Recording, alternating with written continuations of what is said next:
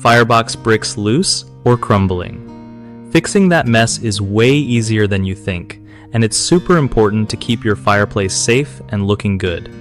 First off, you gotta check the mortar joints between the bricks. If they're cracked or missing chunks, that's a clear sign it's time to repoint. Just get some mortar mix, scrape out the old stuff with a chisel or something sharp, and carefully fill the gaps with new mortar. Let it dry completely before lighting any fires. If some bricks are totally falling apart or loose, don't just leave them there. Pull those out gently and swap them for fresh bricks that match the original ones.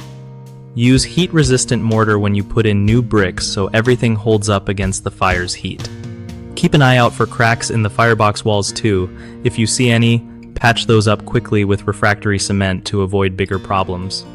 And hey, always wear gloves and a mask when working on this because dust and debris are no joke. Lastly, if you're not 100% sure what you're doing, calling a pro is never a bad move. One of the biggest mistakes people make with firebox brick repair is ignoring damaged mortar joints. That just lets heat and moisture get in and wreck everything faster. Fix that by repointing regularly when you spot cracks or crumbling mortar.